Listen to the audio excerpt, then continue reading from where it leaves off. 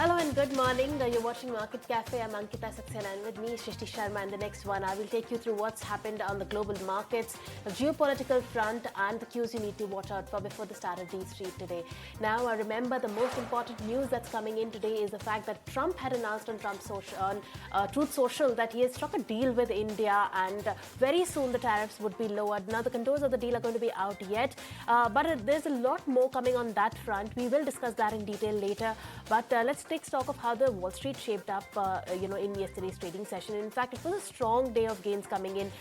You look at Dow Jones Industrial Average, that was up in a way 1%, 515 points uptick is what Dow Jones saw.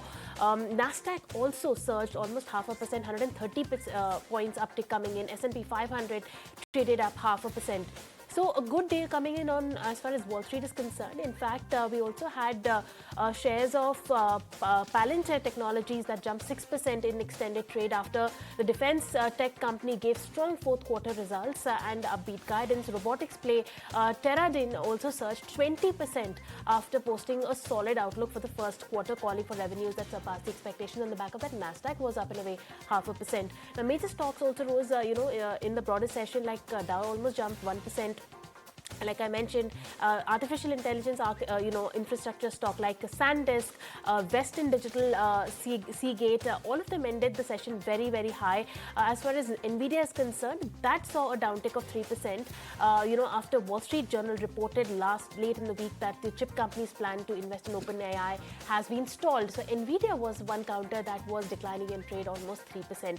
But nonetheless, we did see solid gains coming in yesterday, and we did see a recovery coming in on the Indian markets also in the second half of the trading session. But on the back of this trade deal that Trump has been talking about, it's a wait and watch as to how the D Street reacts today. Well, of course, Ankita, that remains the big news of the day, and definitely all eyes on that, and a whole host of sectors are going to be impacted because of this, and indeed a great news for the Indian markets. But before that, a quick commodity check as well. As of now, what we are getting to see is that the crude as well as the US natural gas prices, they are sinking lower. US gas natural prices did sink almost 21% as warmer forecasts now emerge, because do remember there has been a stellar rally in the natural gas prices, and now with the kind of cool off that we are seeing in the commodity basket, even that commodity is getting lower. Now, near-term weather forecast shifted towards the milder conditions, but along with that, even crude is seen to be under tremendous pressure. We have been seeing the kind of fall in the crude oil prices, and as of now, Brent crude is hovering above around that $69 per ounce mark. But with respect to the gold as well as the silver prices, yes, of course, the momentum continues. Just yesterday, overnight, silver was holding steady with mild gains, while gold, no major sell-off, and even a recovery from the day's lowest point is what we have seen. But Ankita, for today, all eyes will be on the trade deal that has been finally through.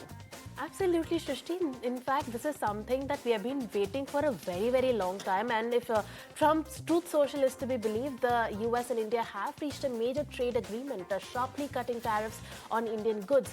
The US President Donald Trump announced that tariffs on Indian exports will drop from a 25% to an 18% after PM Modi agreed to halt purchases of Russian oil. Now, the move also removes an additional 25% duty imposed earlier, taking total levies down from as high as 50%.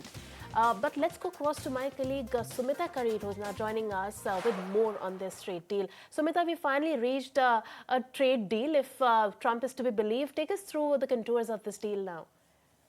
Absolutely, Ankita. So this is a major development as far as the United States and India are concerned. Remember, this is happening after US Ambassador to India, Sergio Gore, took over. And this is something that he stated when he took over in January. He said that, of course, India is an important trading partner. India is an important bilateral partner for the United States. And trade is just one of the relationships, one of the aspects of the relationship that the two democracies essentially share. So we have to, of course, look at this from a perspective of Sergio Gore being given an early win by Donald Trump, given the fact that he has Donald Trump's ears. And of course, when he took over, there were expectations that issues that New Delhi has will be efficiently communicated with Washington, D.C., given the fact that Mr. Gore has closely worked with President Donald Trump on his political campaigns. Now, coming back to the deal part, like you rightly stated, the tariffs have been brought down to 18%, which basically gives India an advantage over its peers in Southeast Asia as well. We have one of the lowest tariffs that we have, even though this percentage is higher than what we earlier had. However, we have settled down to 18%, and we reached out to US Embassy here in New Delhi and we asked for a clarification whether this 18% means a reduction from 25% or from 50%. Does this mean that essentially all tariffs have completely been removed, the 25% all tariffs? So, an embassy spokesperson confirmed to us that the tariff rate that India currently has is of 18%. The other thing that's important to note is that there is more clarification awaited on the operationalizing of this deal. In fact, what we can expect is documentation to be the next way forward. In fact, an formal executive order will have to be released by the US administration as far as this particular understanding that's been arrived at between the United States and India is concerned.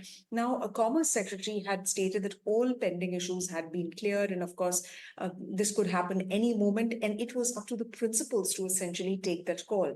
So that is that. The other important thing to note as far as this particular messaging from the US administration, and of course from officials of the Indian administration is concerned, that what are the kind of concessions that the United States has made with respect to arriving at this package deal or an understanding between the United States and India in terms of what are the sectors that have been agreed upon. India has been maintaining very firm red lines on agriculture, so have those been protected, and which sectors are going to be in focus as far as the $500 billion worth of a trade deal, that understanding between the United States and India has been reached at. All right, thank you so much, Sumita, for getting us all those details. But yes, that's the trade deal that has been announced. Yes, from 50% to 18% now. And that's the new tariff rate, especially when it comes to the numbers. It is definitely one of the lowest numbers that we get to see in the South Asian countries. But moving on, and in an exclusive conversation with Group Editor-in-Chief Navika Kumar, US Ambassador to India, Sergio Gore congratulated both Prime Minister Modi and President Trump on the historic trade agreement. He expressed optimism about the future of India-US relations and confirmed that both the leaders are expected to meet soon. Let's go across and listen into that. Congratulations on the good news, both to the United States and India. Look, the reason this happened is because the president considers Prime Minister Modi a true friend. And since I've arrived in India, I have said that he considers him a dear friend. That is something that has been built upon many years. And so that is what brought us ultimately here today, is their personal relationship. The Prime Minister's leadership, the President's leadership, it's something that is unique in the world because they are friends. I've said many times that, the potential between our two nations is limitless. And I think what you saw happening today unlocks the next chapter of great relationships between our two nations. The question on everybody's mind is what happens to the penalty tariff. Would you have details of some of those announcements, and when can we expect the details of the trade deal to be put out? The final number will be 18. And so the final number all in, once, there's a few things that will happen over the next few days, but overall, the final number will be 18. The bottom line is the secondary tariffs that were the 25% applied based on purchases of Russian oil. It's a reason the president applied those across multiple nations, and the reason being is because we want to bring peace to Ukraine and Russia. And so that is something the Prime Minister agrees with. The Prime Minister cares about peace also.